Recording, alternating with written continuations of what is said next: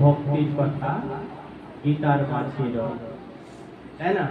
সেখানে কর্ম জ্ঞান ভক্তির কথা, এটা কি মানে গীতাকে তিনটে কাণ্ডে বিভক্ত করা হয়েছে।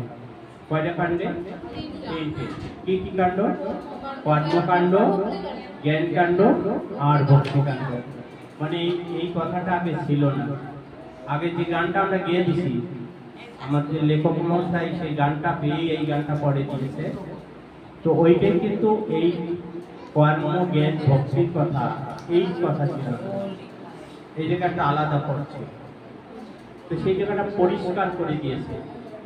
তো আসলে আমাদের গীতার তিনটে কাণ্ড, সেই তিন কাণ্ডে তিনটে নাম, একটা কর্মকাণ্ড, একটা জ্ঞান কাণ্ড, একটা ভক্তি কাণ্ড। এই তিনটে ভিত্তির উপর গীতা দাঁড়ায় আছে।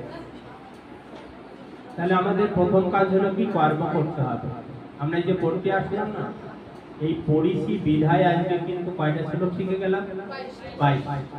যদি না পড়তে আসতাম একটাও শিখা হতো, তার মানে জ্ঞান হতো না। তাহলে আমরা পড়িয়ে আমার কি হলো? জ্ঞান হলো। আমি 22টা শ্লোক সম্পর্কে জানি, আর এই শ্লোক হৃদয়ঙ্গম করতে করতে আমার ভিতরে কি হচ্ছে? ভক্তি এসে যাচ্ছে। ভগবান এত সুন্দর আমাদের জন্য কথা বলেছে, তাহলে তো শিখা দরকার। এই যে ভক্তি, এই ভক্তি হলো সেই ধাম, সেই ধাম। কিন্তু আমার গীতাতে অধ্যায় কয়টা? 18। এই 18টা অধ্যায়, এই 4র্থ অধ্যায়ের নাম দেওয়া হয়েছে জ্ঞান। হ্যাঁ, 4র্থ অধ্যায়ের নাম জ্ঞান যোগ দেওয়া হয়েছে। তার মানে তার আগে আমাদের কর্মটা ইয়েদেশে 2য় অধ্যায়, তাই না? 3য় অধ্যায়, 3য় অধ্যায় এই কর্ম। তো এখন আমরা সেই জ্ঞানটা আহরণ করব। তো এখানে কি বলছে? সবাই আমরা বলব, নহি জ্ঞানেন সদৃশ্যম। কেন সদৃশ্যম বললাম মনে আছে তো? দন্তেশ আছে, তাই না? সদৃশ্যম ছিল। আমরা বাংলায় যদি পড়ি সেটা কি হবে? সদৃশ্যম। কিন্তু আমরা সমষ্টিত উচ্চারণ করতে গেলে দন্তেশকে ছয়ের মতো উচ্চারণ করতে হবে, সদৃশ্যম। তাহলে আমরা বলি আবার, নহি জ্ঞানেন সদৃশ্যম পবিত্রমিহ বিদ্যতে। পবিত্রম মানে অনেশ্বর ছিল, সেখানে আমরা কি করে দিছি? ম উচ্চারণ। অনেশ্বর থাকলে ব উচ্চারণ করতে হবে। যদি শেষে থাকে, মাঝে যদি থাকলে কি উচ্চারণ হবে? মাঝে উচ্চারণ। অনেশ্বর থাকলে কি উচ্চারণ হবে? হ্যাঁ, বুঝে যায়? মাঝে থাকলে উচ্চারণ মানে ন উচ্চারণ। তো মনে রাখতে হবে এটা। তাহলে আমরা আবারও বলি, নহি জ্ঞানেন সদৃশ্যম পবিত্রমিহ বিদ্যতে।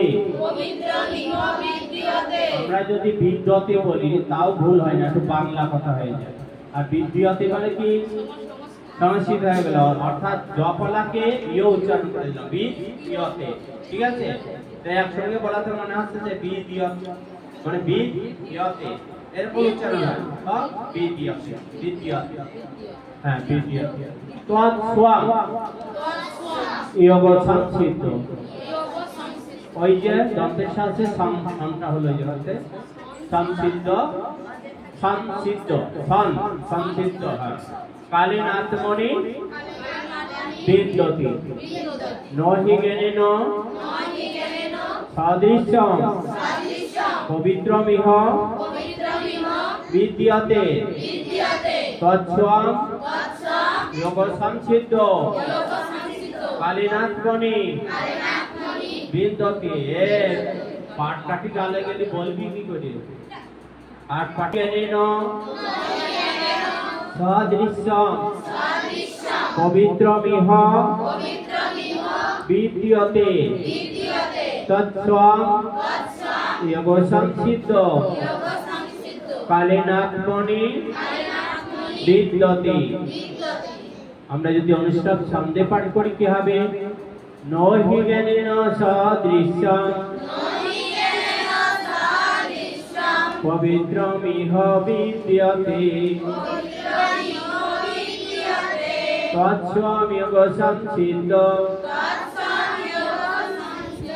कालेनात्मनि विन्दति नो हि ज्ञानेन सदृशम् पवित्रमिह विद्यते तत्स्वाम्यग संसिद्धो कालेनात्मनि विन्दति नो हि ज्ञानेन सदृशम् নীলাদ্রি তো বলছো না কি ব্যাপার ভালো করে বলো আচ্ছা পড়া দিতে হবে নো হি জ্ঞানেন সদৃশম আবার বলো তো পবিত্রমিহ বিদ্যতে আবার বলো তৎস্বাম্যগ সংসিদ্ধো আবার বলো এই জায়গাটা জড়াই ফেলে সবাই তৎস্বাম্যগ সংসিদ্ধ আরেকবার বলো তো কালেনাত্মনি বিন্দতি আবার বলো নো হি জ্ঞানেন সদৃশম পবিত্রমিহ বিদ্যতে তৎস্বাম্যগ সংসিদ্ধো কালেনাত্মনি বিন্দতি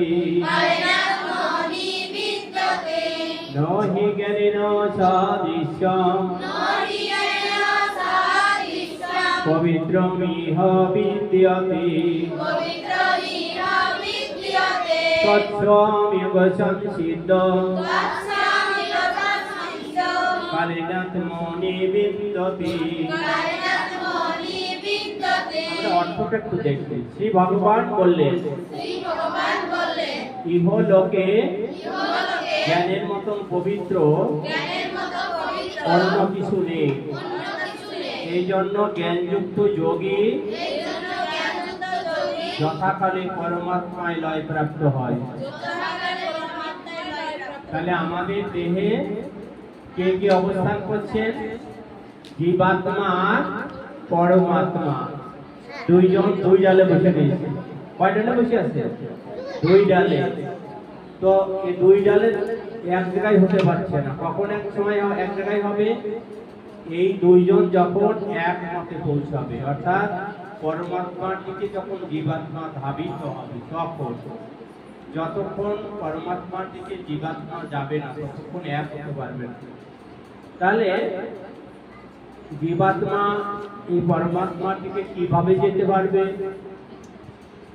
ভগবান ওই পরমাত্মার সাধন ভজন করে যেতে পারবে সাধন ভজন না করে যেতে পারবে তাহলে আমরা কি শিখছি গীতা গীতা এটা কি গীতা জ্ঞান এটা জ্ঞানের অর্থ এটা পাঠ করছি তো এই জ্ঞানকে আমার আশ্রয় নিতে হবে আমার জানতে হবে আজকে এই গীতার এই স্বরূপটাই বলছে যে জ্ঞানের মতন পবিত্র ইহ জগতে আর কিছু নাই তাহলে আমরা বই পড়বো না গীতা পড়বো না ভাগবত পড়বো না মহাভারত পড়বো না রামায়ণ পড়বো না আমার জ্ঞান আসবে কি করে আসবে নাকি আমার এটা